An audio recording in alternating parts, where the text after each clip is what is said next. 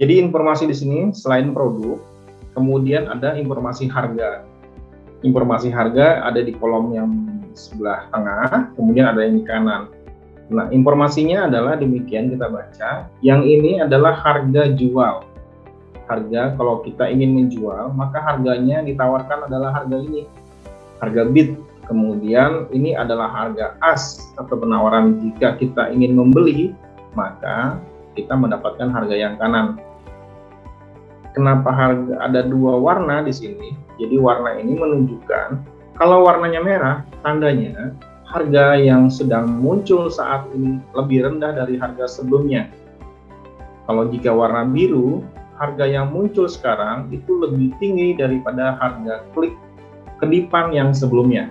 Jadi maknanya adalah demikian. Jadi kalau warna merah tandanya klik kedipan yang sekarang terjadi itu lebih rendah. Kalau biru, kedipan yang sekarang lebih tinggi dari harga sebelumnya. Kemudian di bawahnya ini adalah jam. Jam ini bukan jam menunjukkan waktu keadaan sekarang, tapi ini adalah jam menunjukkan aktivitas kedipan. Kapan terakhir mata uang ini atau produk ini berubah? Maka ini adalah jam terjadinya perubahan terakhir daripada kedipan harga tersebut. Ya, bisa dilihat.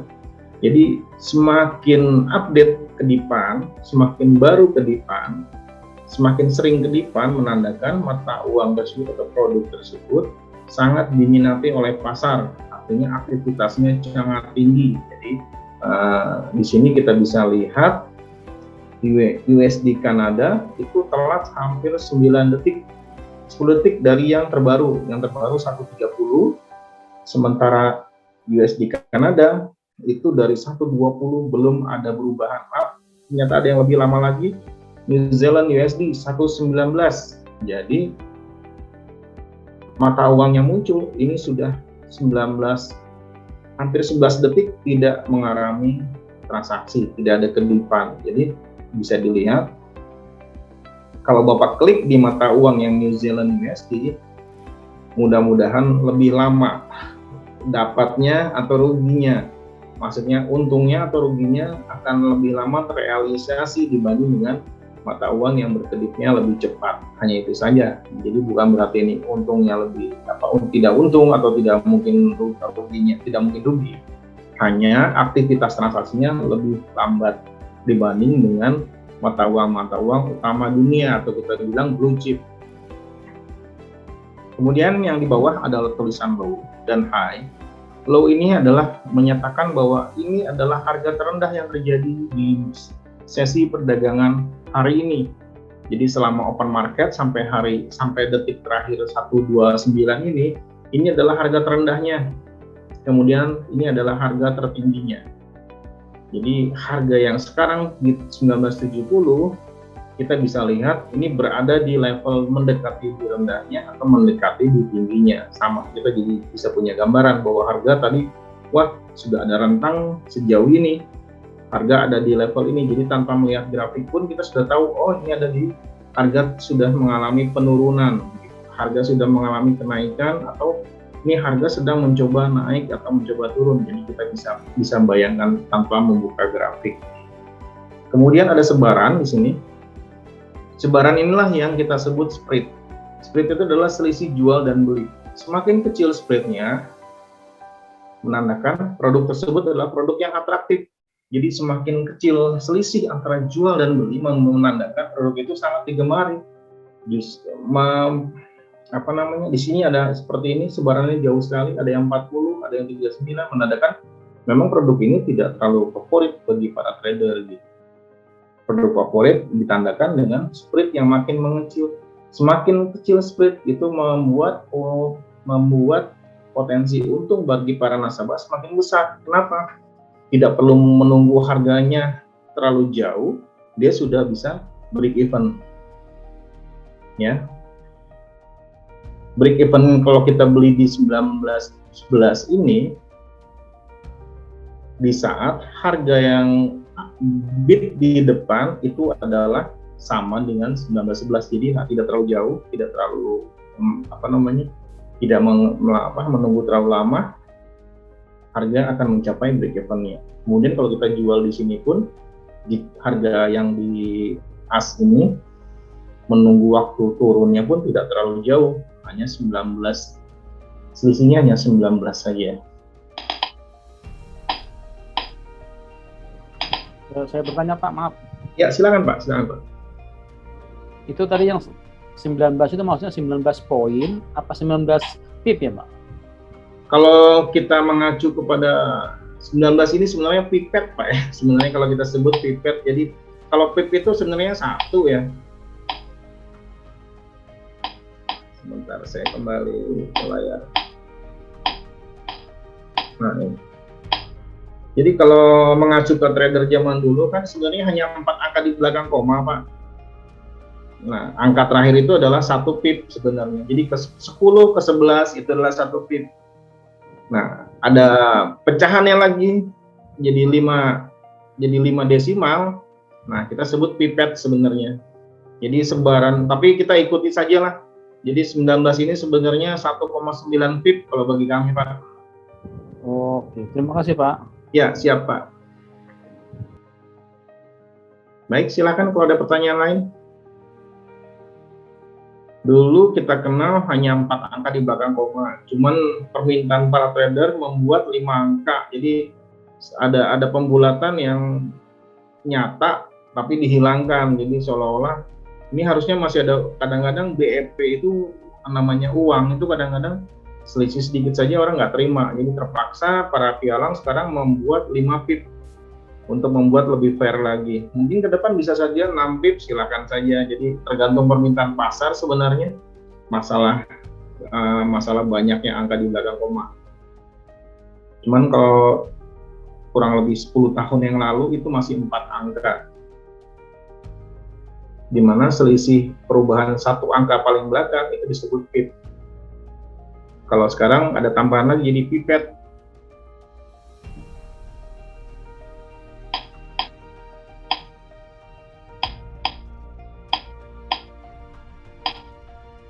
Nah, selanjutnya materi selanjutnya, tentunya kita tidak ingin terjajah oleh aplikasi. Jadi kadang-kadang kita juga punya kehidupan lain, seperti kita sedang di jalan atau sedang tidak beraktivitas dengan gadget kita, atau sibuk bekerja atau sedang tidur. Saat itu juga, tapi kita tidak ingin ketinggalan momen atau tidak ingin ketinggalan transaksi kita. Nah, untuk mewujudkan hal ini, maka kita menempatkan limit atau batasan saja. Jadi kalau kita seperti klik yang tadi, ada eksekusi pasar atau market execution, itu ada pilihan lain. Kalau kita klik, itu ada pilihan buy limit, sell limit, buy stop, dan sell stop. Kita bahas buy stop dan sell stop nanti, tapi kita fokus ke buy limit dan sell limit. Ya, makna buy limit dan sell limit itu adalah kita ingin membeli, tapi kita tidak yakin dengan harga yang sekarang ada. Oleh karena itu kita ingin membeli dengan harga yang lebih bawah lagi, dengan harga yang lebih rendah tentunya, untuk memaksimalkan keuntungan. Sebaliknya, sell limit, kita ingin menjual hanya dengan harga yang ada pada yang sedang berjalan saat ini, itu harga tersebut kita tidak merasa nyaman, hingga kita menentukan bahwa kalau ada harga lebih mahal sedikit lagi atau harga lebih mahal lagi, saya mau menjual untuk memaksimalkan keuntungan juga. Jadi selama periode menunggu inilah yang kita sebut sebagai limit periode menunggu. Jadi kita bisa pasang batasan harga yang kita inginkan dengan kita menamakan limit tadi. Jadi kita ingin membeli harga pada running 1988. Kita ingin membeli, baik, dalam hal ini kita menjelaskan buy limit. Maka kita bisa tempatkan di harga yang lebih bawah dari 1988 ini. Kita contohkan di 1960. Jadi kita setelah tempatkan limit tadi, kita tinggal saja. Jika ada harga 1960 maka limit kita, order kita akan menjadi market order atau tereksekusi limit kita. Seolah-olah kita memesan, nanti kalau ada harga turun di 1960, saya mau jadi beli ya, dengan kondisi lot sekian. Oke, jadi begitu ada, otomatis begitu harga ini tercapai, maka order Bapak dan Ibu sekalian akan tereksekusi. Jadi secara otomatis sudah tidak perlu ditunggu lagi, tidak perlu khawatir lagi. Demikian Bapak Ibu. Nah, sell limit pun demikian. Jika harga running di 1956, tapi kita tidak nyaman, saya mau jual tapi nggak di harga sekarang deh, kalau bisa ada harga tinggian dikit. Nah, dengan adanya sell limit, Bapak bisa tempatkan di harga yang Bapak inginkan. Oke, kalau ada 1970, saya akan jadi transaksi. Maka Bapak tinggal klik di 1970, Bapak langsung tempatkan. Diklik yang di paling bawah di sini. Jika ini masih berwarna abu-abu, biasanya harga tersebut masih dalam range-nya. Artinya kalau di beberapa pialang itu mensyaratkan rentang jarak harga running dengan harga yang ditempatkan. Kalau terlalu dekat, maka namanya ini akan muncul informasinya masih berupa abu-abu, artinya tidak bisa dieksekusi. Tapi kalau agak rentangnya masih masuk rentang waktu yang dibolehkan, maka ini akan berubah menjadi hitam atau biru, lebih tegas. Jadi silakan. Kemudian apa sih tanda dan maksud yang di bawah ini? Ini artinya order setelah order. Kalau kita bilang if done, order setelah order. Jadi jika terjadi order yang ini, maka order yang di bawah ini akan aktif. Order ini adalah order likuidasi atau order keluar pasar. Jadi kalau Bapak jadi buy di 1960, nah otomatis order di bawah ini akan teraktifkan. Bapak pasang limit jual di harga 1980. Jadi otomatis kalau saya beli di sini, nanti order saya jual lagi di 1980 dengan asumsi saya mendapatkan keuntungan 20 pips ini. Nah, order yang di sebelah kiri ini menandakan order jual secara otomatis dalam kondisi rugi. Jika terjadi pembelian di sini, harga turun terus ke bawah, maka Bapak tidak ingin menanggung resiko terlalu dalam, ingin menanggung resiko selanjutnya jika harga turun terus ke bawah, resiko Bapak dibatasi di 1940. Artinya Bapak tidak perlu peduli lagi harga mau kemana. Jika Bapak rugi, ruginya dibatasi saja di 20 pips. Inilah yang kanan, yang kiri dan kanan perbedaannya. Di mana yang kanan itu adalah TP atau take profit, yang kiri kita sebut dengan stop loss atau SL. Dan ini sifatnya tidak wajib, artinya boleh dipasang, boleh tidak. Seperti ini, yang TP-nya saja dipasang, tapi stop loss-nya tidak dipasang, itu silahkan saja. Tidak dipasang keduanya juga tidak masalah.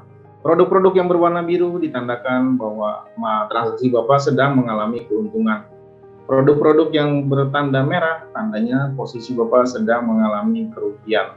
Nah, di sini ada perbedaan, adalah equity atau ekuitas, kemudian saldo atau balance. Nah, equity ditambah nilai profit dan loss adalah 13.64 minus, jadi 73 ditambah 13 sama dengan 87. Jadi 87 ini bukan uang Bapak. Uang Bapak itu ada di 73 ini. Ya, di mana dapat harga 87 itu adalah 73 uang yang real ditambah dengan nilai floating 13,64, maka terjadilah 87 sekian.